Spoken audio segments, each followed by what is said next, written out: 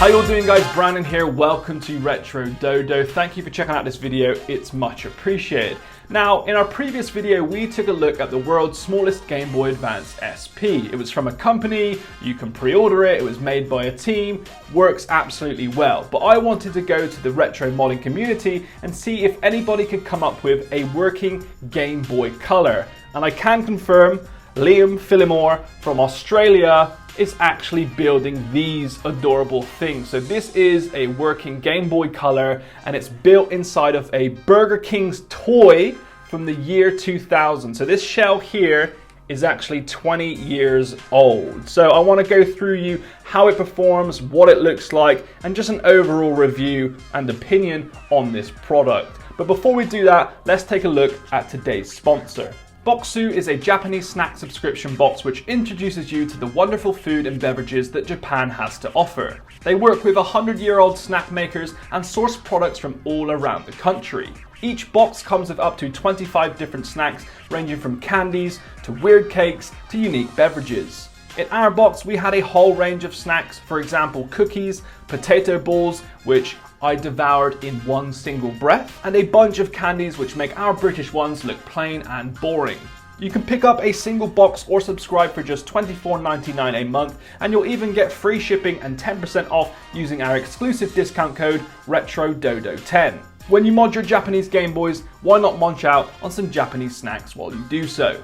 So a big thank you to Bokksu for sponsoring this video. Now, let's dive into the miniature Game Boy Color. Now, I get asked a lot, do you think Nintendo will come out with a Game Boy remake? Yes, but not anytime soon, and this is probably the nearest we can get to it in terms of a miniature version. Now, this is what it looks like in the hand, and if I pull over the original Game Boy Color here, you can see the size difference. This thing is itty bitty. Now, the screen size is just 2 inches and it has a resolution of 320 by 240, and inside of this thing is a Raspberry Pi Zero W. So it's not extremely powerful, and the reason behind that is because the Pi Zero W fits perfectly well in this thing, and if you required any more power it does get a little bit tricky inside such a small shell. So Liam Phillimore is the guy who creates this thing. I actually put out an Instagram post probably about 3 or 4 months ago asking if anybody can create these.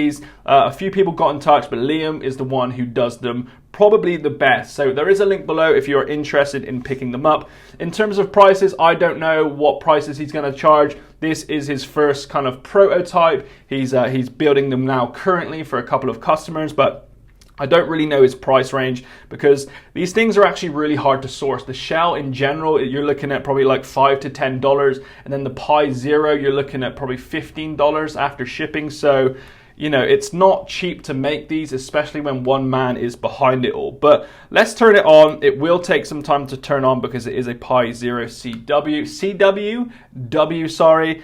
And I just love how this thing is inside of a BurgerKing's toy. I don't know why many people haven't done this in the past. I've seen, you know, Pies in Dreamcast VMUs, but I think this is the coolest way to use a little Pi W because it's just absolutely adorable. So on the back here, you can see that he's added trigger buttons as well for your Game Boy Advance ROMs. You've got a little cartridge in here and the SD card slots in the top there for you to add your ROMs. And like, in terms of like looking similar to the original Game Boy Color, it's done a cracking job, and it's an official Nintendo shell, which is even crazier. You got the BurgerKing logo on the back here. Like, I just love the look of it, and he's even added in USB-C into the bottom, and that's what I love about this, you know, and it's just adorable. It's modern. It's running Emulation Station inside, so a very common emulator, which a load of you are probably used to, and it's quite easy to get around the menus as well. It saves, it loads, you know, you can speed up stuff. It's just a great little emulator inside of here. Now, if I show you the screen or get a closer look, you can see what I'm going through in the menu here. Now, Liam has loaded all of the emulators and menus on here. I just had to install my ROMs, and you know, the D-pad's really nice. The A/B buttons sit perfectly. The start, select, you know, the triggers at the back. Like, this isn't a high-end premium product. This is a DIY jobby from one guy who sees this as a passion project. So, you know, in terms of like, there is a bit of glue around here, but again, this is his first unit. He is getting better by the day, and I can just see these things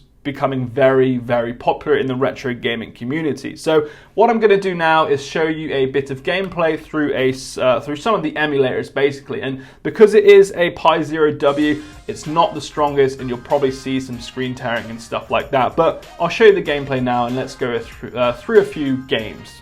As you can see here, you can look at the menu. It shows some information and the artwork, which is really, really nice. So let's take a look at the original Game Boy emulation.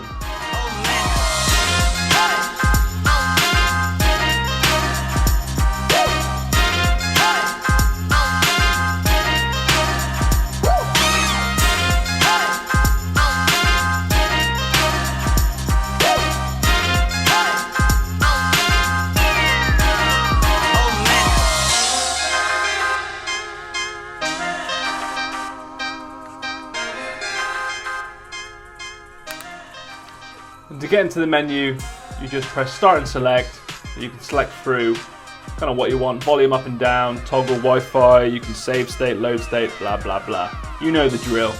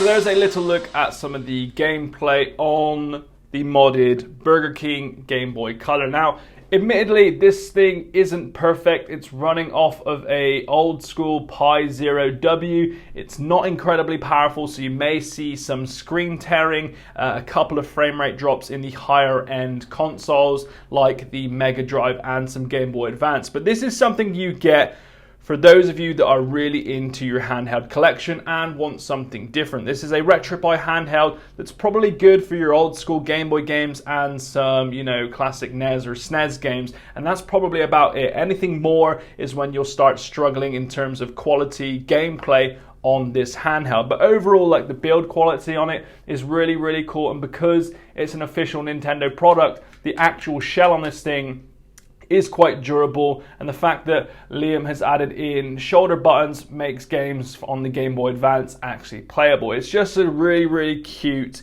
itty bitty Game Boy that I can't wait to add to my collection. It's not for everyone. Not everybody could probably afford this or wants to play on it. It's not comfortable at all. You're looking at, you know, playing games for like 10 minutes and that's about it, and then putting it down. But the fact that you can play like Pokemon Red or Emerald on this thing, save it, chuck it in your pocket, is actually really, really cool. But you're gonna buy it just for the aesthetic that it is a miniature Game Boy Color. And you know, I really dig it, and the Game Boy Color is my favorite handheld ever, so when I saw this I just had to pick it up.